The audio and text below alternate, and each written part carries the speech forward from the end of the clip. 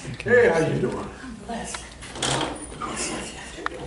Okay, I'm here now. You need a pen? Oh, I'm sorry. You got a pen?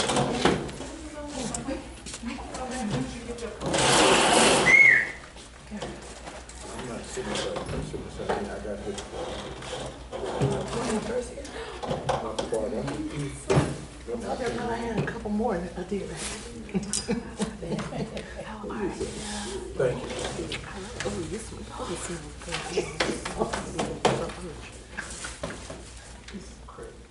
All right. Good evening, everybody. How's everybody doing? All right. Good stuff. I'm so glad that everybody's here. All right. I'm super excited about this new series / new class that we're hosting here at the Fellowship of Jesus Christ. Okay. All right. As we begin to look at a familiar, highly talked about, highly discussed, but yet at times highly undervalued attribute, and that is the attribute of leadership. All right, so we're going to begin this evening with kind of an introduction. I've provided you all with packets so that you can have some notes to go along with. Love to be engaged, love to have class and community interaction. So definitely are going to be asking for your thoughts, asking for your reflections, and of course, there's probably going to be some homework. Okay? Don't be mad about that, all right? Because I gave you the heads up at the beginning, so you kind of know what to expect. I didn't hear that one though. No doubt. Now we are going to be recording this, all right, to have on the website so that we can continue to grow and you all can go back for follow-on lessons, checkups, shares, et cetera, et cetera. Exactly, we're going to be giving a lot of information. But tonight, we want to start off just from a general topic of what is leadership. Okay. All right, what is leadership? So let's get some terms thrown out. What do you think of when you think of leadership? What comes to mind? Responsibility. All right, responsibility. And I'm going to write some of this up here on the board. All right, so responsibility. Person in charge. All right, person in charge. Guidance. Guidance. All right, so guidance, Communication. communication, and let's get one more. I think that the character of a person. Okay, and character. Integrity. Got me a new book for this one. Character and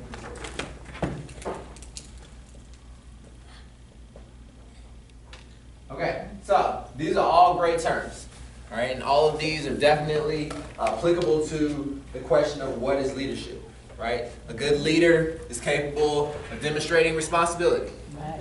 We know that leadership usually means being the person in front, or at least the person in charge, the person who has to take ownership for what is done.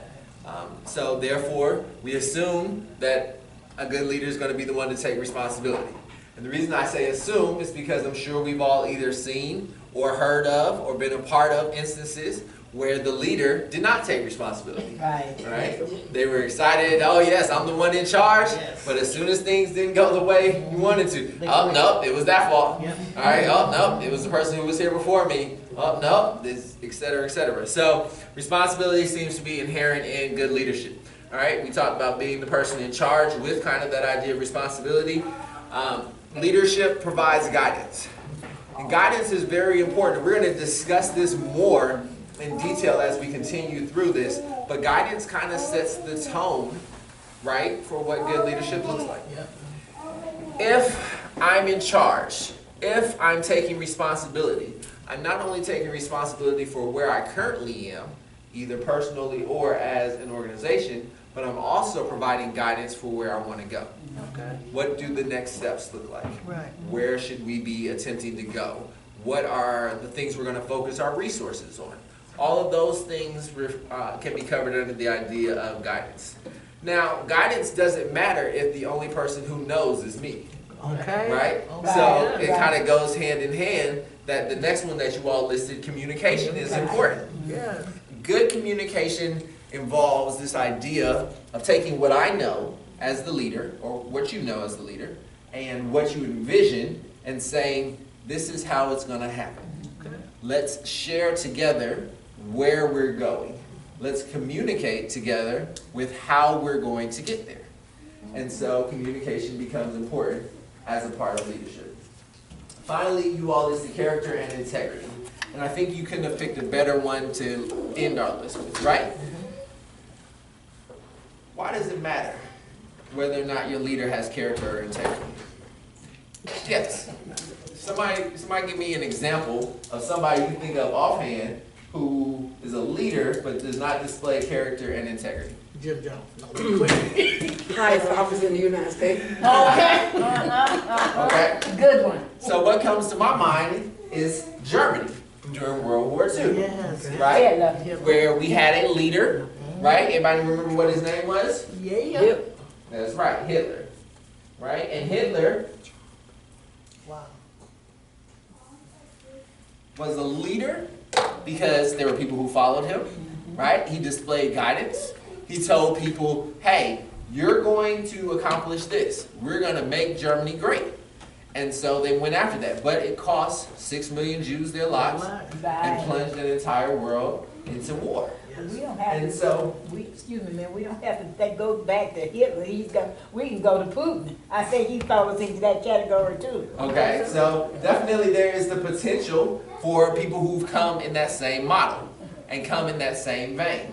People who've come behind and have shown us the fact that when you're in charge, but you lack integrity, or you have weak moral character, you may turn that power that comes along with being a leader into something terrible. Right. And this is not just useful for us to consider on the largest scales in terms of being in charge of countries or being in charge of continents. It can be used at home, Right.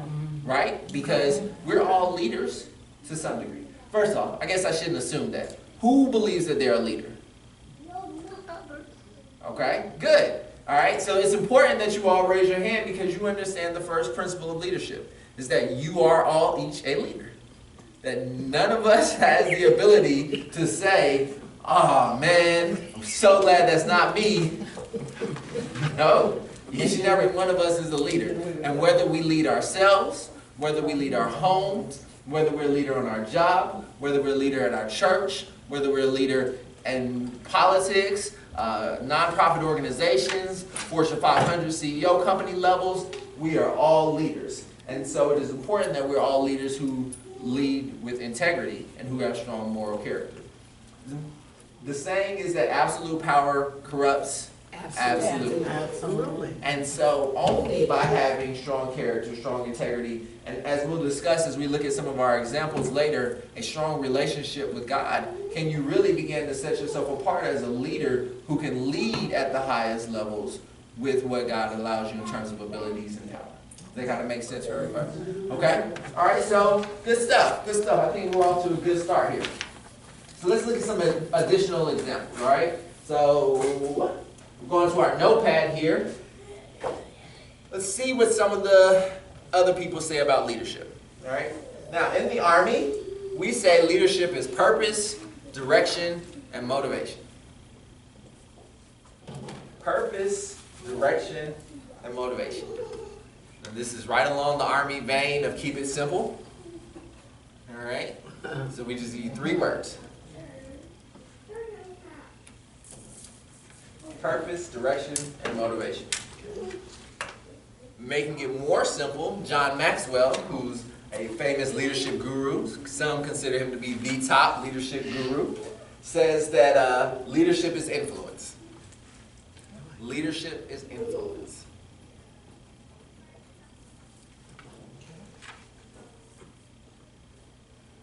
All right, now when we look into the dictionary, we get some additional examples. All right, the dictionary says that leadership is the action of leading a group of people or an organization. The action of leading a group of people or an organization. It is the art of motivating a group of people to act towards achieving a common goal.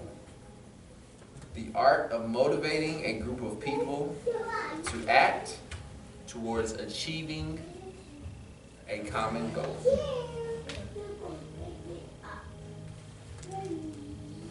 All right, and then finally, another famed speaker and leadership guru, guys, Warren Bennis, says leadership is the capacity to translate vision into reality. Leadership is the capacity to translate vision into reality. Say it one more time. Leadership is the capacity to translate vision into reality. Now let's just take just a moment here and give some consideration to what all is entailed with some of these examples of leadership. So, purpose, direction, and motivation.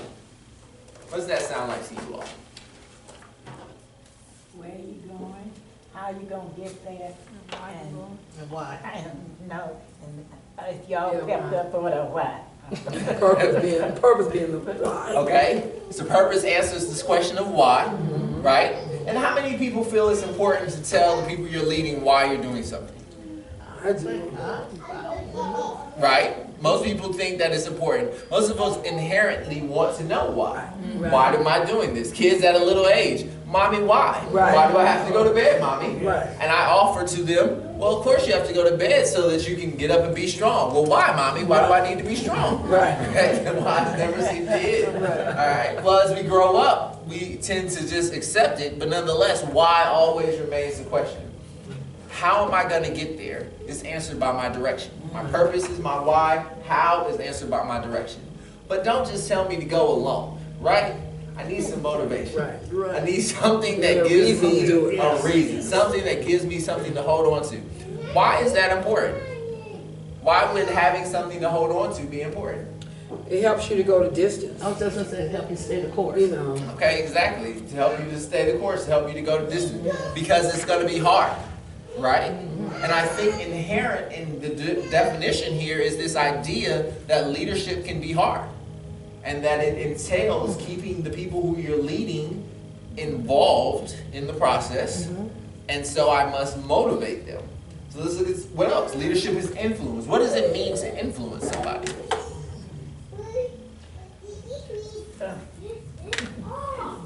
What it does to me, it means that you are really getting your ideas of what you want into another person, and you want them to join in with you. But you got to do it in a way that they will be willing and happy to join in. Exactly. It is exactly. And so it's very important that as leaders that we have multiple ways to be able to influence somebody.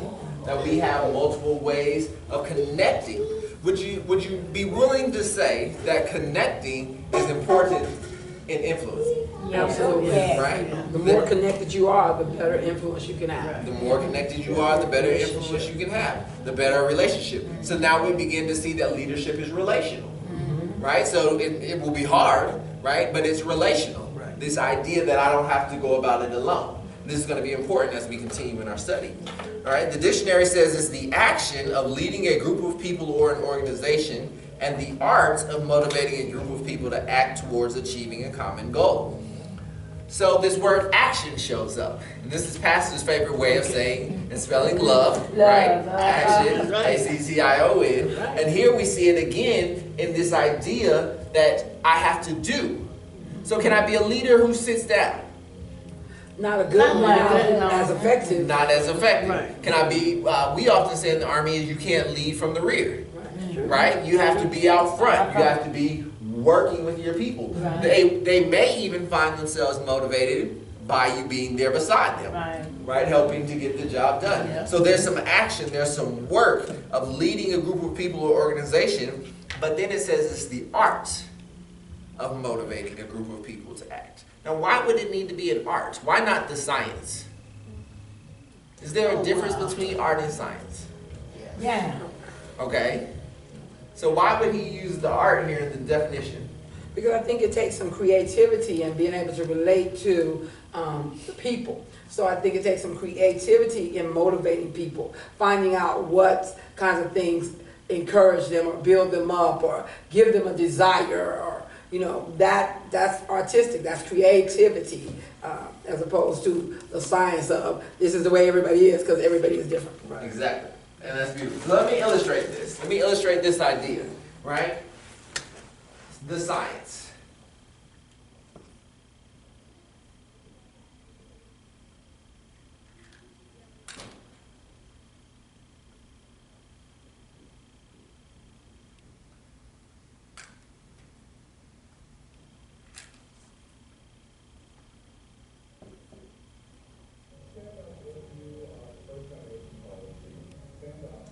Oh, man, that was something like stuff I used to have in high school.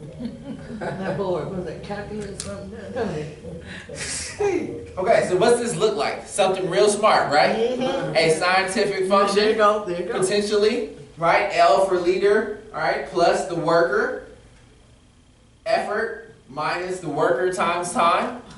Right? We might, I'm just making stuff up. I just want you to know. All right? There's no scientific formula, okay, for leadership.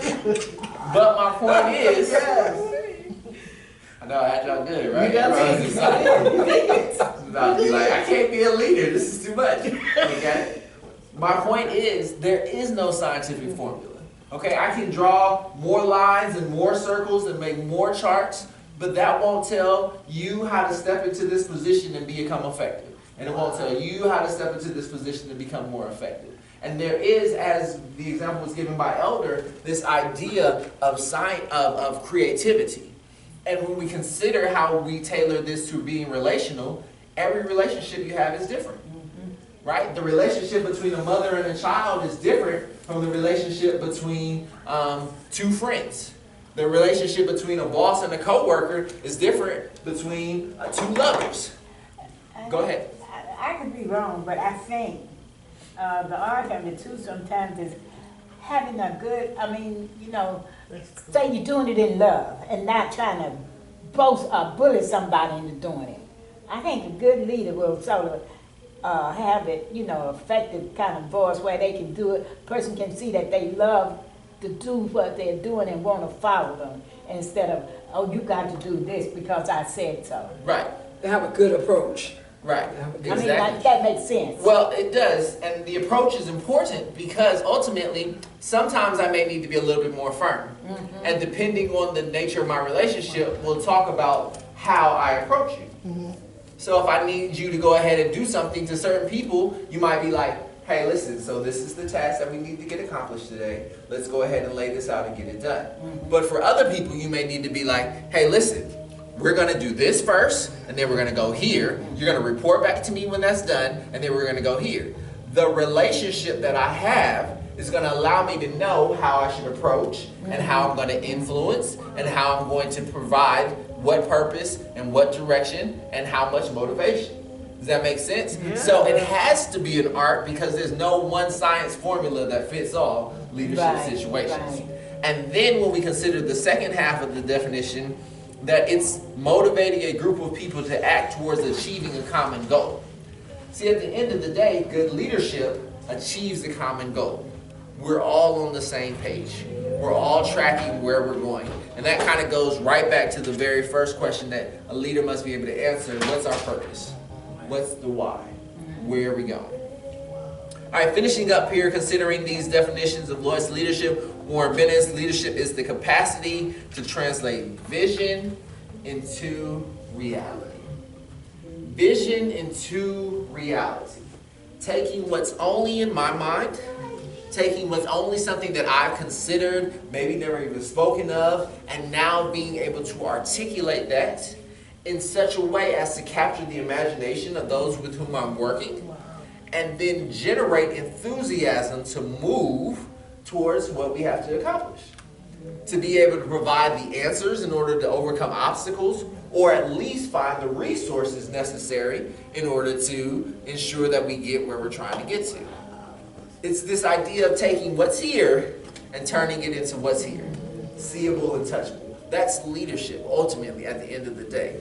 And so here, as we work through this, as we go through this series, as we go through these different classes, that's what we're going to be seeking to do, to develop the confidence in order to be able to do that ourselves. So that each and every person can at any given time be put in charge of a committee, or put in charge of an event, or put in charge of a ministry, or put in charge of your job, and confidently walk into it, knowing that you have the skills in order to be successful as a leader. Does that make sense? Everybody excited about this journey?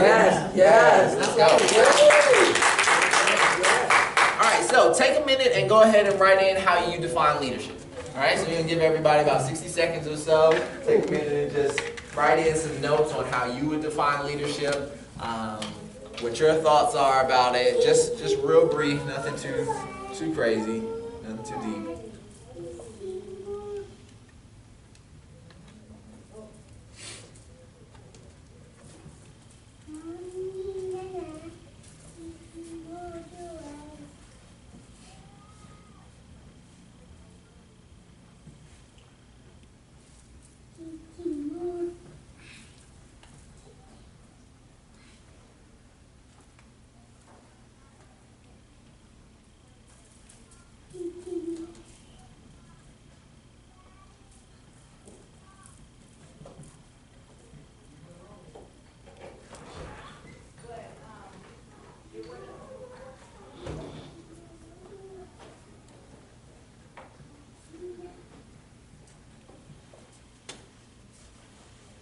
Again, we're just taking a minute right now just to define leadership.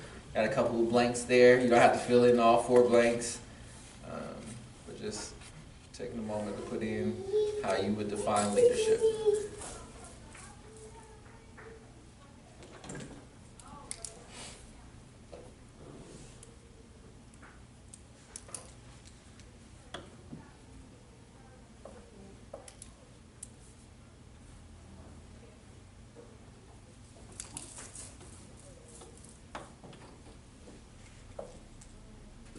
All right, so we'll give you about 30 more seconds, and then we'll get back started.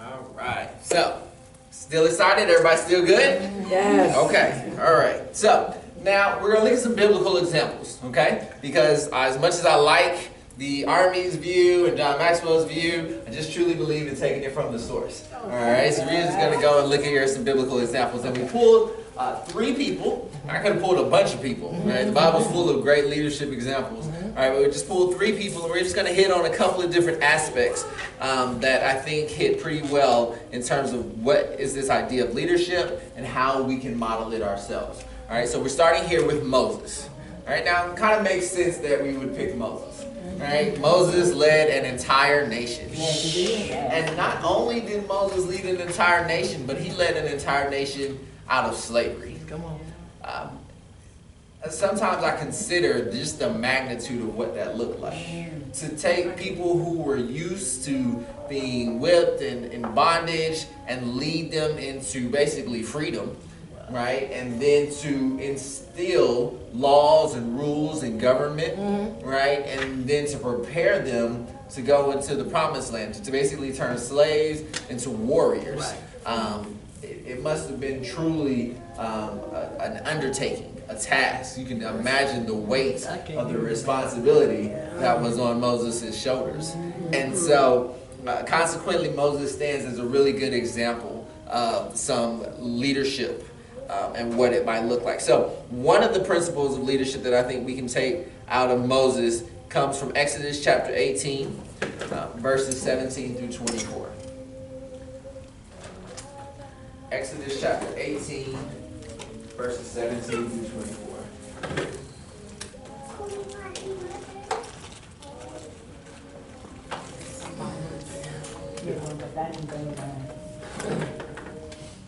All right, Exodus chapter 18, verses 17 through 24. I'm not going to read it, but we'll talk about the story. Exodus 18, 17 through 24 is the story of where Moses' father-in-law comes to him and says to him, Moses, you're doing too much. You're going to get overwhelmed.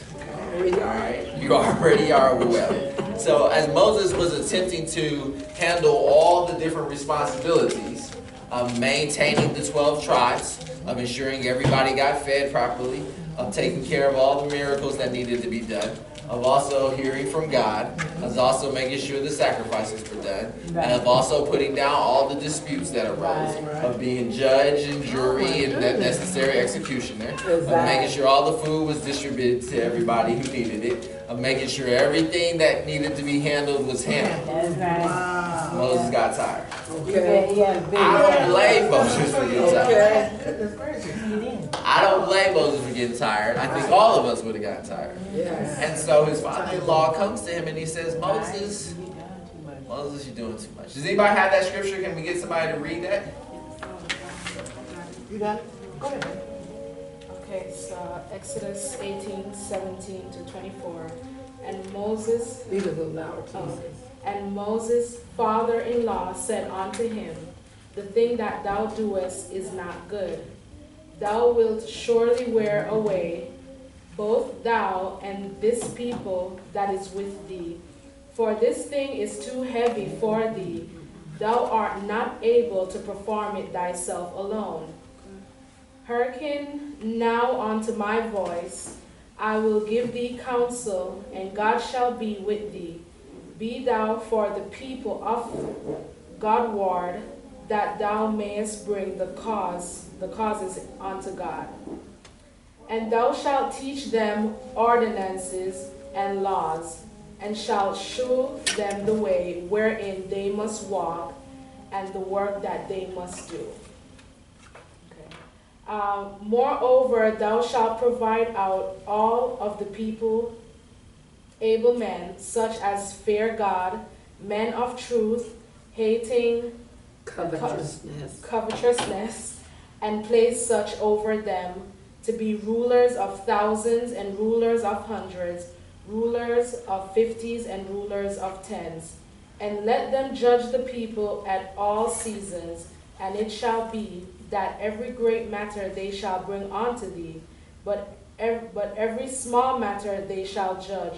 So shall it be easier for thyself, and they shall bear the burden with thee. If thou shalt do this thing, and God command thee so, then thou shalt be able to endure, and all this people shall also go to their place in peace. So Moses hearkened to the voice of his father-in-law, and did all that he had said. All right, good stuff. Thank you very much. So we see here that Moses found himself overwhelmed, rightfully so, and here comes his father-in-law and he says to him, what you're doing is not good. Right. Right, and that must have took something. I mean, maybe it's just the position of the father-in-law. I'm just, I'm gonna, hey, come here, son. Come here. Yep. I knew you weren't good enough for my daughter, and now I'm just gonna go ahead. Right? You can imagine this, but now you can take it to another sense. Perhaps he saw that he was getting tired, or knew that if he kept going that way, he would soon wear himself out, because he said that. Exactly, and that's what he said. We know that's really where his heart was. His heart was to see his son be able to handle all these things that was going on. And so he says, just break it down. Find some men that are quality. Right. Find some men who have the good qualities that we're looking for, that we're kind of talking about here. Find some men that you can trust and break it down. Hundreds, thousands, 50s, Right. 10s. Yeah. And so that everybody with their little issues could have them handled. Right. You were having issues over, well, your sheep should be my sheep, and they were grazing in my area. Right. That's not something Moses needs to run to. Right. There's probably 1 million sheep. He can't run from herd to herd to herd. Okay. So he says, appoint some small judges to handle these things.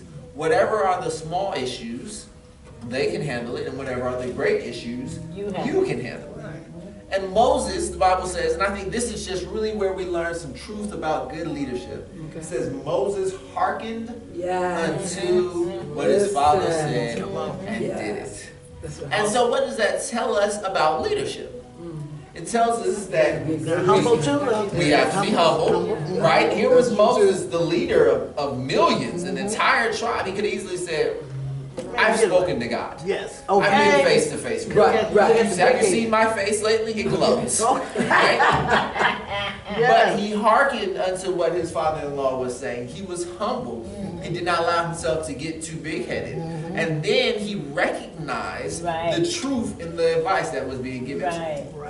And so many times we can get used to being the person who's right, Okay. right? Or being told as a leader, great idea. Right. You're so awesome. Where would this organization be without you? Right. That it becomes hard for us to acknowledge somebody else might have Right. a good idea. Right. Or to hear somebody else when they come with a good idea. And so we see that even though Moses was in charge, he was still able to take advice. He still was able to admit that he needed help. Now Moses saying he needed help was not new. Moses said that from off the beginning of his journey. He did. Right up against the burning bush. Lord, I can't speak. I stutter. I'm not the one. Right. And so that is something that he has expressed over and over again. But Moses shows us that humility is an important part of being a leader, as well as the ability to take advice from other people. All right, so what does David teach us? What are some lessons? And by no means is this an exhaustive look at the leadership qualities of the people who we're discussing here, okay? Because I don't want you to think there are a ton more leadership qualities we could take from each and every one of these. We could do 12 weeks per person on the leadership, okay? David here, and we're going to, sorry, let me look at my notes.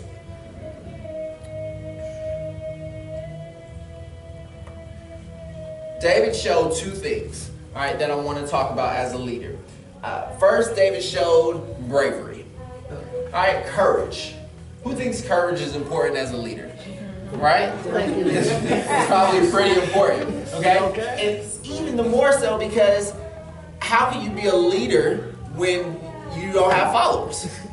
And so you must always risk, when attempting to turn my vision into reality, the fact that your followers may not agree with your reality. Right. And can you have the courage in order to walk in that, even knowing that if I turn around, I might not see people following me, right? Well, David began to demonstrate his courage at a young age. And in 1 Samuel 17, we see a familiar story.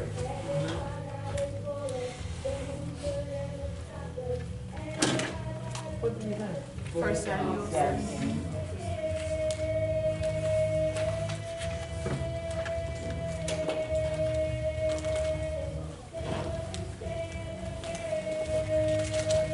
All right, so again, in 1 Samuel 17, we see the story of David and Goliath.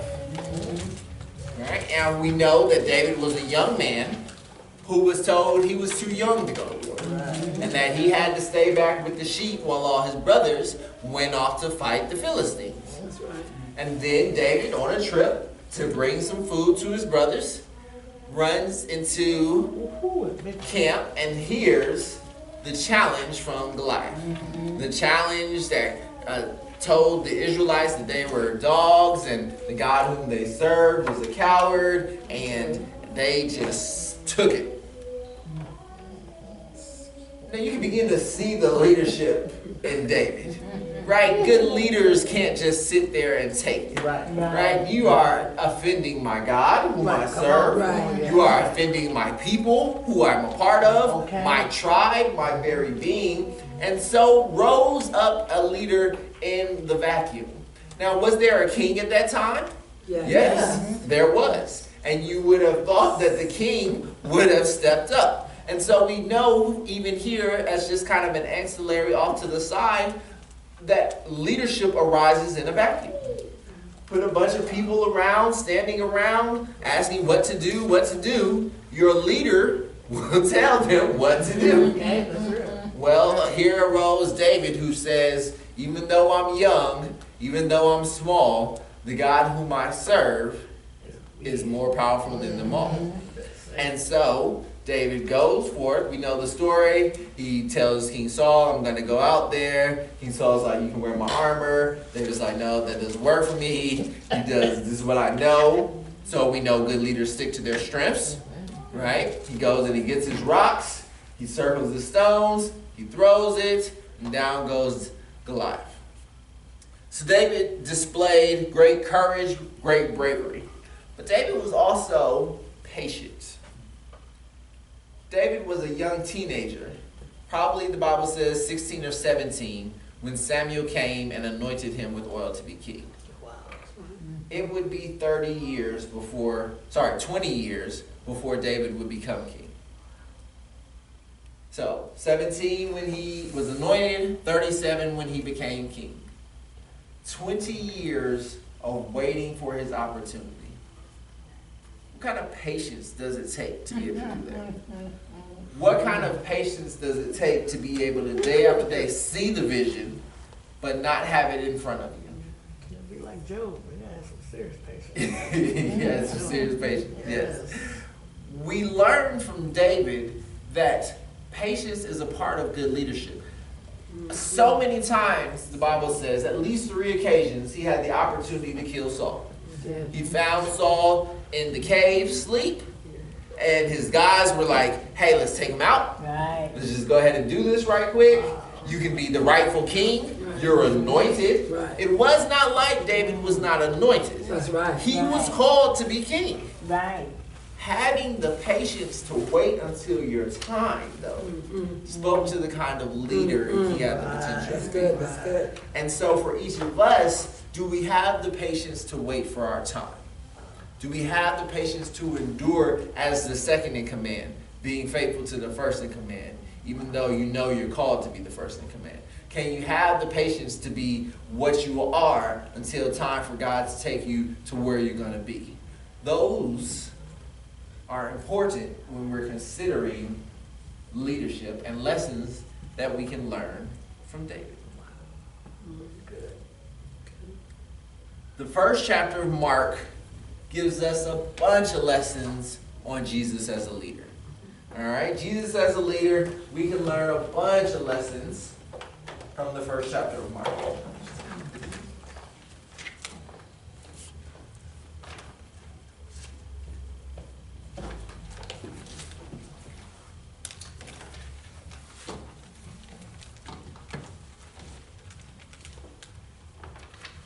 Starting in verse number 11.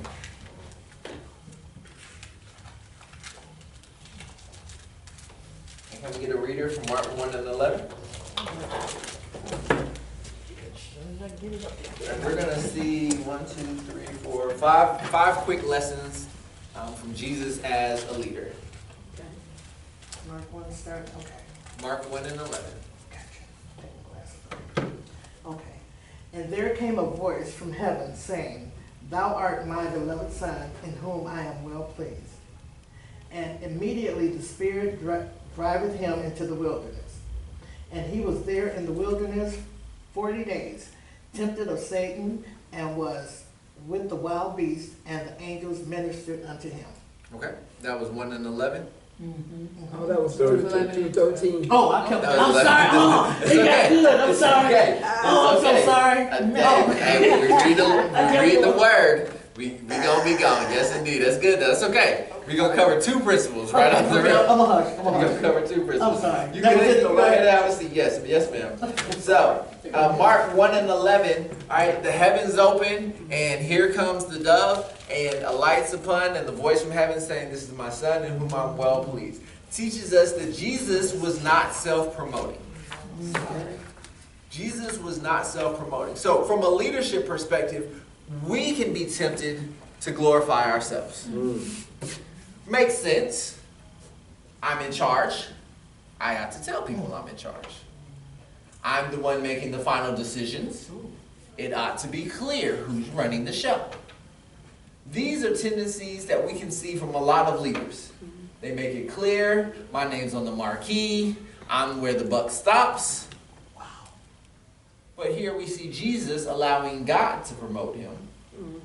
And then going into our second principle of leadership, in that Jesus was obedient to the Holy Spirit, we see that the Spirit drives Jesus into the wilderness, where he's tempted for 40 days. Now think about this moment. Here's Jesus, heaven opens, baptized. He's had this person, his cousin, John the Baptist, in the wilderness telling everybody, watch out, the Son is coming, God's about to return to earth. Here's Jesus, great moment, great opportunity to take advantage of the paparazzi, of the hype, of the people, everything. He could have rode that crest of enthusiasm right to Rome itself. Okay. Took charge. Yes, could have got the big head. The Bible says he went to the wilderness for 40 days. That's real. Just heaven, the wilderness. Light and dove, the wilderness. My son in whom I'm well, 40 days of fasting. Okay. Oh my goodness. We're talking about qualities of a good leader, though. And so, could we do it? Could we take the spotlight and then go away? That's kind of lot. It is asking a lot. And therein lies the simple truth about leadership. Right. It asks a lot. Mm-hmm. It asks not for you, but for others. Right. Jesus recognized that his timing was not to head to Rome and be Caesar. Right. That he was there for a different purpose. And that he had to endure some things. And he trusted his Heavenly Father's plan enough to follow it to the T. All right, continuing, let's get a reader from verse 1 and 15. Chapter 1, verse 15 of Mark. All right. Verse 15 says, and saying, the time is fulfilled, and the kingdom of God is at hand. Repent ye and believe the gospel. All right.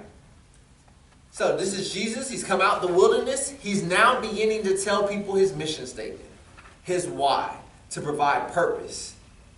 And he kept it simple.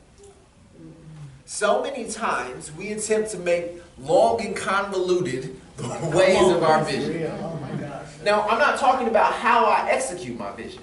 That's our goals. Those are the steps. Sure, we can have as many steps as necessary in order to accomplish it. But when I'm talking about, simply put, what I'm here for, the purpose, why we're doing what we're doing, why I'm offering you my influence, what my vision in my mind looks like, he kept it simple. I'm here to spread the good news. I'm here to save souls. I'm here for a specific purpose. We can be tempted to come up with fancy PowerPoints full of graphs and curves and pie charts, etc. But good leadership keeps it simple. Easy for you to buy into. Easy for you to share with others. Easy for you to make it plain what it is that we're here to do. All right, verse 17. Can I get a reader for that? Verse 17. And Jesus said unto them, come ye after me, and I will make you become fishers of men. Come ye after me, and I will make you become fishers of men. So Jesus is now team building. Understanding, as a good leader, that he couldn't do it alone. Now, would it have been possible for the Son of God to do it all? Yes. No argument about that. But was his purpose to try to do it alone? No. And his effectiveness was enhanced by the team he built.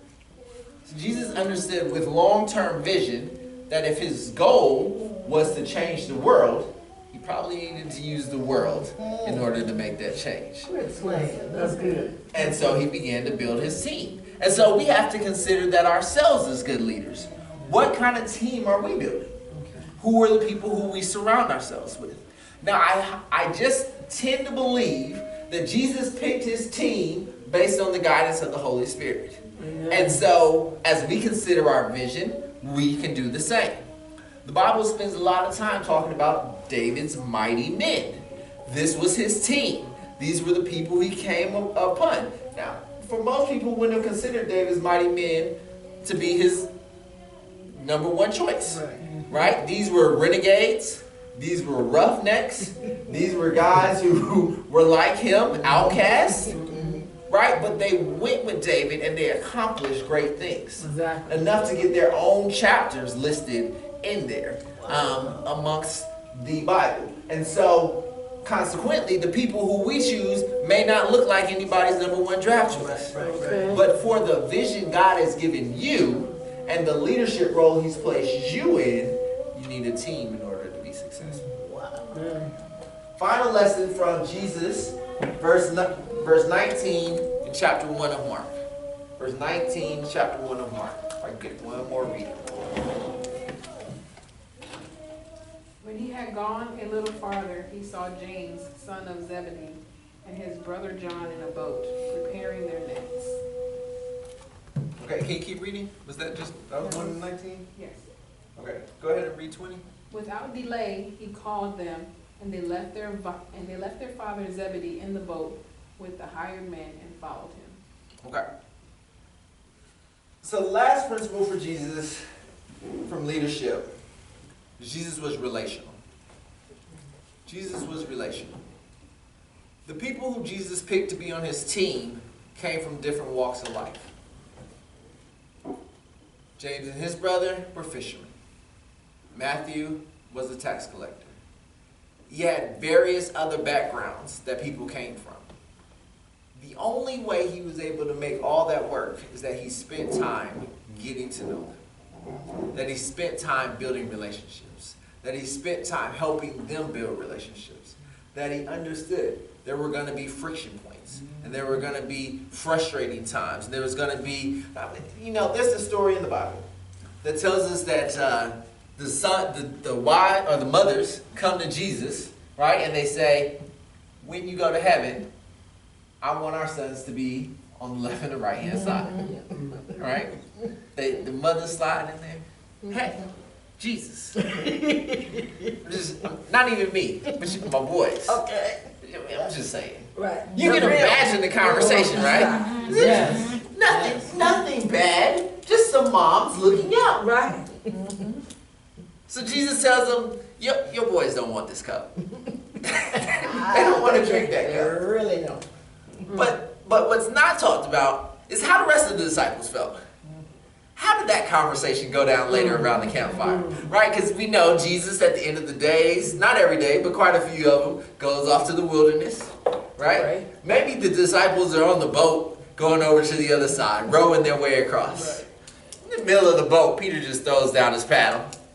Turn, you kind of just know it would have been Peter. It's like, hey, look, let's just... Hey, so what's up with your mom? Right. You want to be #1 and #2, huh? Right. You ain't good enough just to be amongst the 12, huh? Right. You can just kind of see this conversation happening. Listen, I'm not saying that's what the Bible says. I'm just saying that if it had been me, Hello. I'd have just had to be, hey, bruh, come here. Let's just finish this conversation. Let's just talk about this a little bit. Yes. We don't need to go nowhere else. Right here, Jesus ain't nowhere. We'll just handle this. The conversation happened. And there were all kinds of friction points. And there will be friction points on your team. But the central figure, ensuring that everybody felt loved, everybody felt a part of, everybody felt important, everybody felt like they had contributions to contribute, everybody felt they had a purpose, everybody felt we understand the direction. We talk about learning styles.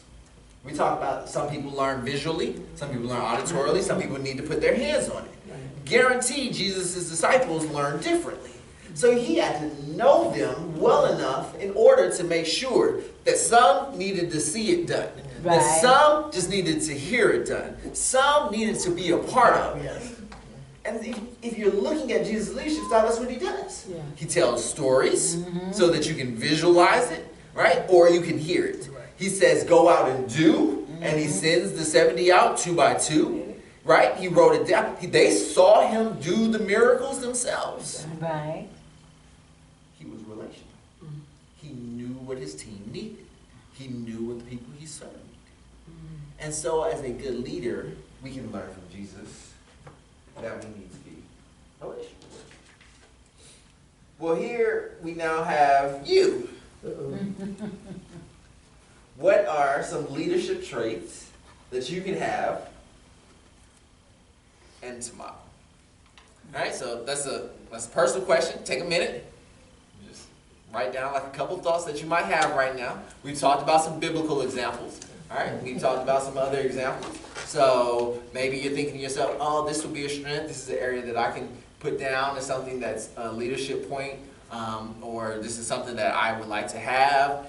But yep, take a minute and write that down. And then after you finish that, take another minute and go ahead to the next question that asks, what are some good examples of leadership that you can model?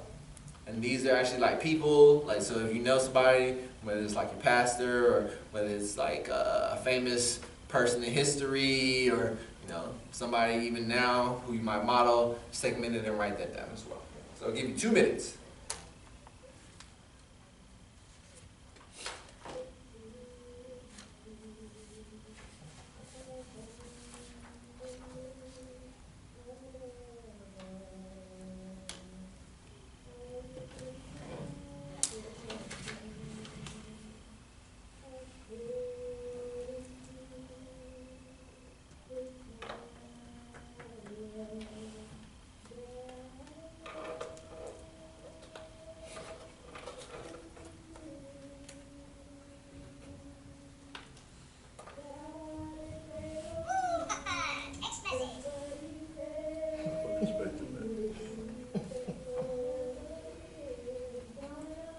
All right, about another minute, and we're going to keep going on page number 2. And if you need more space, there is additional lines on page number 2.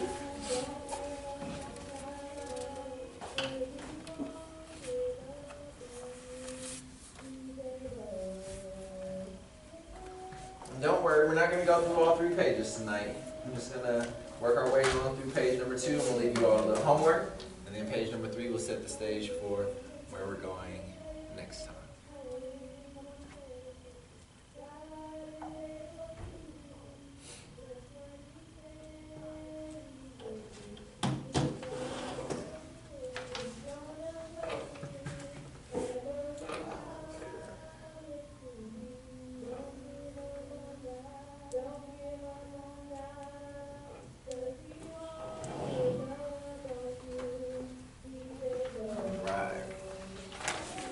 Okay, so everybody still with me?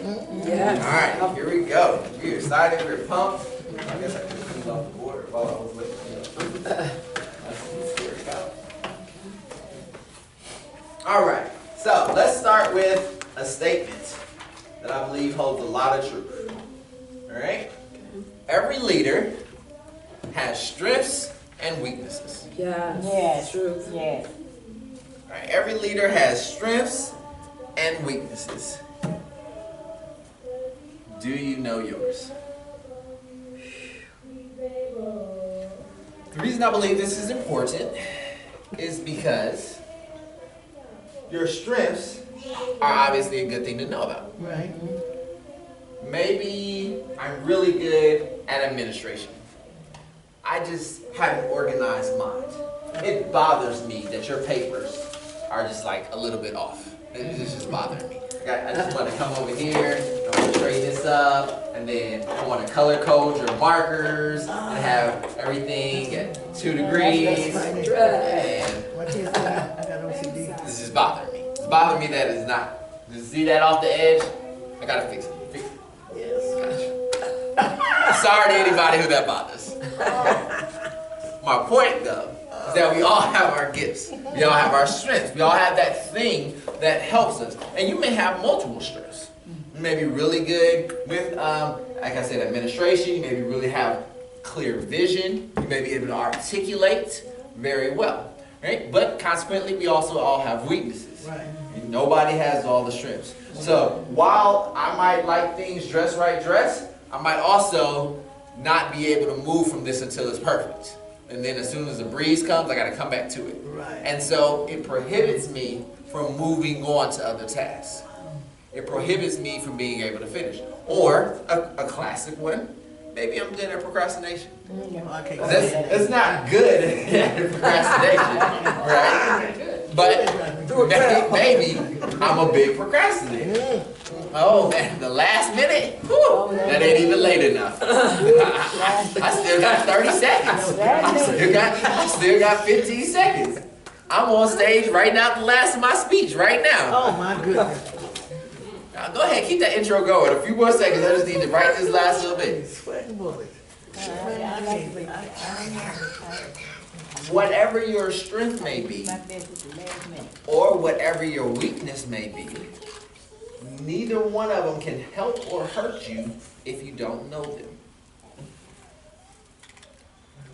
See, I need to know my strengths in order to use my strengths. I need to know my weakness in order to know who on my team can help me. See, ideally, if I can't have all the strengths, then that means I have to have and utilize and rely on somebody who has some strengths that are my area of weakness. So that I can then turn around and be like, thanks for covering my back.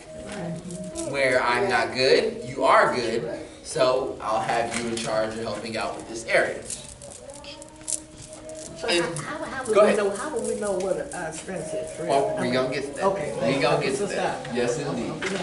Great question, though. How do we know our strengths? We're going there. All right, so Nathi Sutin, all right, in Greek means know thyself. Know thyself. Nathi Sutin. Know thyself. And so there's this idea that I must know who I am. That I must take the time to look inside of myself and figure out what are my strengths and what are my weaknesses. And I can do this in a variety of ways. I can do this by analysis. I can do this by writing down what are some things that I like.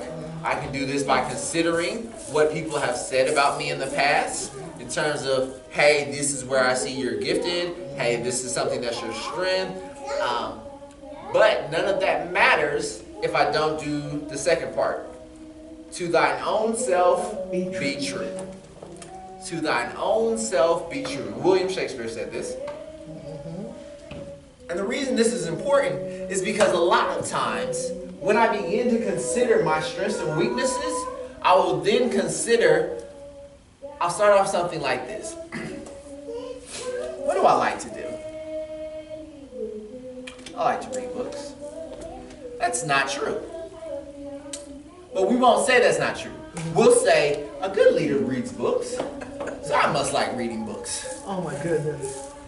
Or somebody will say, hey, do you like being in charge? I should like being in charge. Yeah, no, I'm a great leader. And so we're not truthful to ourselves. We're truthful to this idea of what ourselves looks like. We're truthful to what the image of what other people have said we should look like. We're truthful to a bunch of different things that are not ourselves. And so unfortunately what then happens is it forces us to not be able to identify our strengths and our weaknesses. The worst part happens on the weakness side of the house. When I begin to consider what are my weaknesses. Because my first thought is, I don't have any. Okay. You said weaknesses. Right. Oh, yeah. Have you seen me lately? You didn't say it. I'm top tier. Wow. A1. Prime USAA grade. Put a stamp on it. There is no weaknesses here. Right. But we all have weaknesses. Oh, yeah. Because all it does is begin for me to ask a series of questions. Well, do you like doing this? Or do you enjoy doing that? Would you prefer to sit down and do paperwork? Or would you prefer to be outside all day? Those are two totally different questions. You can't like both equally. If you like being outside all day, you're probably not going to want to sit down and do paperwork. In which case, when it comes to that aspect, maintaining records, ensuring everything is just right dressed, dotting I's and crossing T's, that's probably not your strength. But if you won't admit that because you won't be true to yourself, then what happens? You don't admit that you have a weakness. And when you don't admit that you have a weakness, you don't surround yourself or let anybody in. your team building suffers, as well as the relational aspect of being a good leader. And so we truly have to give consideration to ourselves and give consideration to what are our strengths and what are our weaknesses. And so for your homework, the 3 strengths and the 3 weaknesses are going to be what you're going to work on. Okay? Take some time and really just give consideration. First, start with prayer. Ask the Holy Spirit, reveal to me my strengths. What am I good at? Am I good at envisioning? Am I creative? Do I have outside the box thinking? Am I good at following directions, coloring inside the lines? That is just as important as the ability to think outside the box. Because for every visionary who's ready to just run, hey, here we go, let's go, right? They need somebody to pull them back and say, we can't just run all over the map. We got to stay inside some boundaries. And so understanding where your strength lies, things that can help with thinking about where my strengths are. What do you like doing? What do you have fun with? What do you naturally gravitate towards? Shopping. That's the next way I'm thinking. Shopping, yes. Right on. When you've worked on projects before with other people, what have been the parts of the projects that you did well? What have been the parts of the projects that you didn't want to do? Right. If you were put into a project right now, what would you want to do? Would you be the one who's like, oh, yep, I got it. I'll lead it. Would you be the one who's like, what do you need from me? I'll be there, but I don't want to be the one making the decisions. Would you be the one like, hey, I'll get the resources? Or would you be the one like, hey, have we considered doing it from this way? It always seems like you got another way of doing it. You can see a different way of doing it every time. Those things are probably areas of your strengths and also equally areas of your weakness. Right? What are my areas of my weakness? Think about what you did in school. What kind of schoolwork did you dislike the most? What kind of projects didn't you like? Did you prefer working alone, or did you prefer working in groups? Did you wait till the last minute to get it done, or were you trying to get it done ahead of time? Were you an early morning person, or were you an evening person? All these things can be a part of assessing what are your strengths and what are your weaknesses. So that's your homework. What are 3 areas you feel are weaknesses as a leader? What are 3 areas you feel can be strengths as a leader? And I put some examples down there as well. Good leaders acknowledge their strengths and surround themselves with people who can help in their weaknesses. And so we're just filling in this last paragraph here.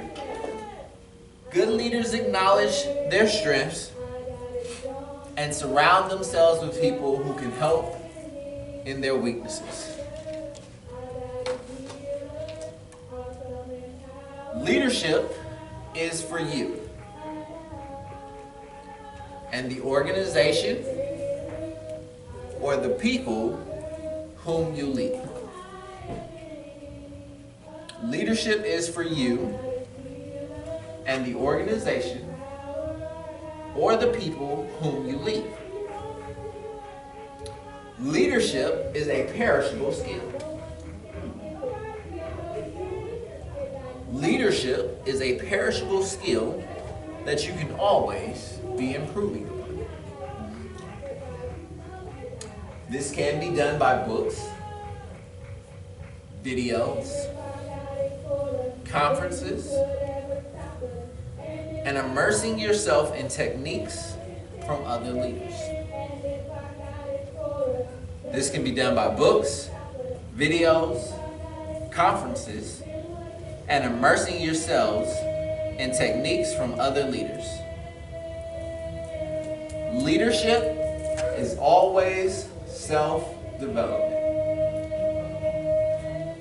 Leadership is always self-development.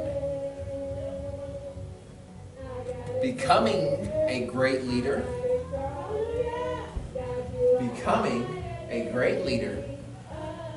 takes a lifetime. Oh, wow.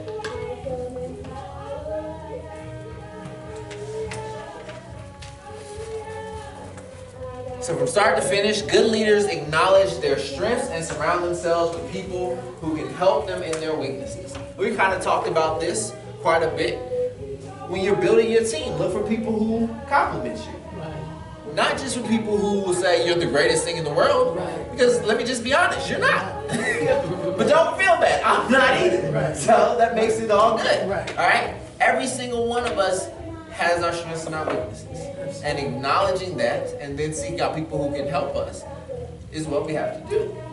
I think that probably young marriages often struggle with this because they don't realize that by my spouse being my opposite, they're probably the answer to my weaknesses. Right. But they expose it because their strength is my weakness, which makes me mad, of course. That's right. Because I don't have any weaknesses, right? Because I know self be true. All right. Good leaders acknowledge their strengths and surround themselves with people who can help in their weaknesses. Leadership is for you. It starts with you. I'm a big believer that you can't lead others until you can lead yourself. The undisciplined leader is not a leader because they're too wild and too impulsive and unable to handle the business of being a leader. As we've discussed kind of tonight in our introduction, it involves responsibility. It involves planning. It involves artisticness. It involves creativity. It involves communication and so many other principles. How can I do this if I haven't begun to put that into practice in my own life? I will, in fact, I believe, be limited in the size of what God will allow me to lead until I've begun to put into practice and maintain at my own level. So leadership is for you and the organization or the people whom you lead. All right? Those same principles that I apply at home in my own personal lives, whether married or whether in a family or whether by myself, are the same principles I can then apply. We call it scaling. I just scale it up to the next level. I go from 1 to leading 3, to leading 10, to leading 50, to leading 100. And I just, as long as I'm relational, as long as I'm developing other leaders, guess what? I'm always going to have small groups in order to do. Just like Moses. He said, break it down. Thousands, 50s, 10s, on down. Well, we do it the opposite when we're taking and scale it up. 10s, 100s, thousands, etc. Leadership is a perishable skill. We might tend to believe that people are just born leaders. Naturally got it. Yep, look right there. He's been a leader all his life. When he was in kindergarten, yep, he was the first one to grab the sucker. When he was in kindergarten, or first grade, he made straight A's. I mean, he's been a leader all his life. It's just natural. No. Okay? No. Leadership is a skill. And just like any skill, it can be developed. But if I don't use it and I don't practice it, it will perish. So do you not think that there are people who have a proclivity or a tendency toward leadership? Because like the one the comments you made earlier was like, if there's a group and there's no leader in there, somebody's going to raise up and it's going to be that one and say, come on, let's go over here. This is what direction, this is what we need to do. So that's going to be a part of somebody in the room. Right, so I do agree that somebody's going to raise up, but I don't think that it's because they were born to raise up.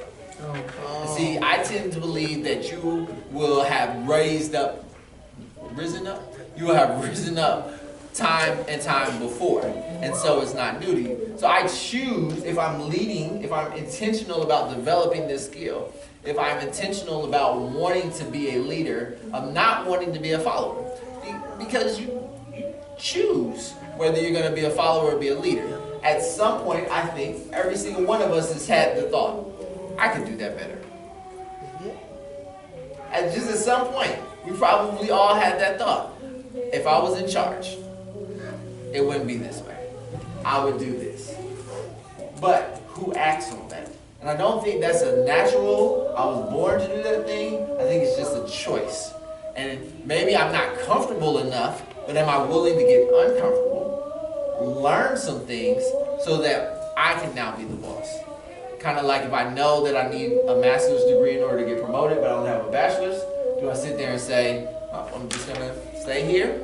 Or do I choose, I'm gonna go back to school, I'm gonna learn so that I can get that promotion, so that I can be in charge? I think that is what I was, I guess, more fully expounding upon. And that was a great question. That is absolutely a great question.